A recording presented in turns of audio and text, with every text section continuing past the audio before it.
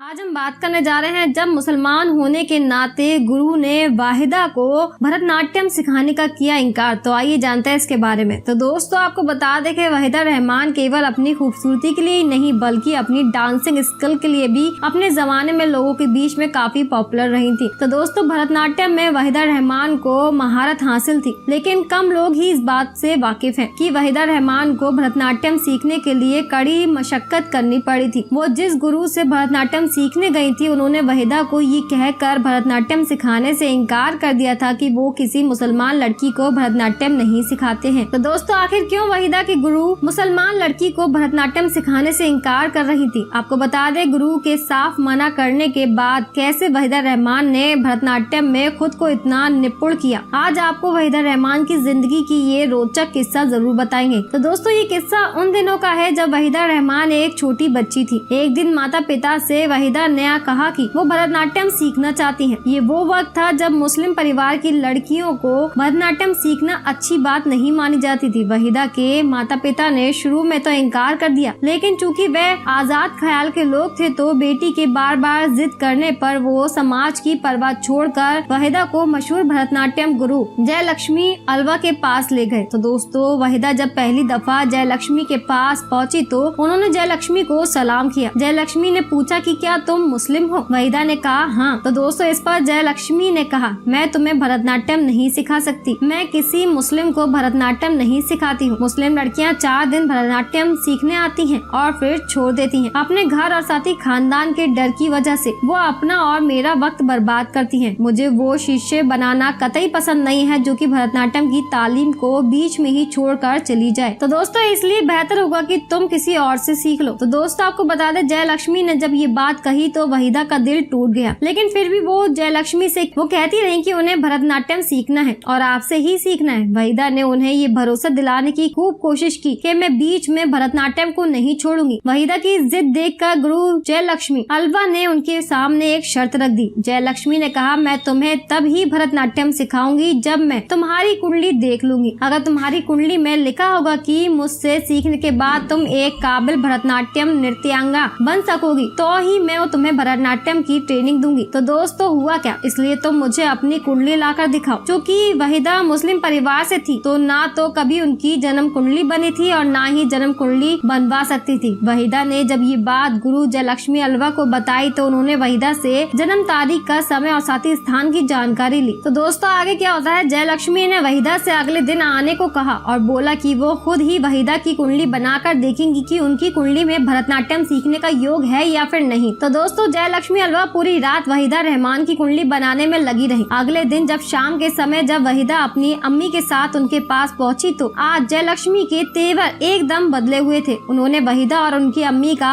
जोरदार स्वागत किया। वाहिदा और उनकी अम्मी जयलक्ष्मी का ये बदला रूप देखकर हैरान थे। तो दोस्तों उनकी हैरानी देख करके जयलक्ष्मी ने कहा कि वाहिदा तुम कल से मेरे पास आना शुरू कर दो। मैंने तुम्हारी कुंडली बनाकर अच्छी तरह से देख ली भी है और पढ़ भी ली है। तुम्हारी कुंडली साफ बताती है कि तुम भरतनाट्यम का मान रखोगी और मेरा नाम खूब रोशन करोगी। तो दोस्तों फिर क्या होता है, गुरु जयलक्ष्मी की इस बात ने वाहिदा और उनकी अम्मी के चेहरे पर खुशी की लहर ला दी। वाहिदा ने जयलक्ष्मी से भरतनाट्यम की ट्रेनिंग लेना शुरू कर दी और कुछ ही सालों में जयलक्ष्मी अलवा की बात एकदम से सच हो गई। वाहिदा अपने शहर में मशहूर होने लगी और धीरे धीरे वाहिदा का भरतनाट्यम का हुनर उन्हें फिल्मी दुनिया तक ले आया और आखिरकार वो एक नामी फिल्म अभिनेत्री बनी। इस तरह वाहिदा रहमान ने भरतनाट्यम का भी बखूबी मान रखा और अपनी गुरु जयलक्ष्मी अलवा का भी खूब नाम रोशन किया। तो दोस्तों आपकी जानकारी के लिए बता दें कि वाहिदा रहमान की भरतनाट्यम टीचर जयलक्ष्मी अलवा 22 जुलाई 2015 को ये दुनिया छोड़ करके चली गई थी। तो दोस्तों आपको हमारे द्वारा दी गई जानकारी पसंद आई है तो हमारे चैनल को सब्सक्राइब करें, लाइक करें, शेयर करें और हमें कमेंट सेक्शन में कमेंट करके जरूर बताएं। अगर अभी तक आपने हमारा चैनल सब्सक्राइब नहीं किया तो जल्दी सब्सक्राइब कर लें। Thank you.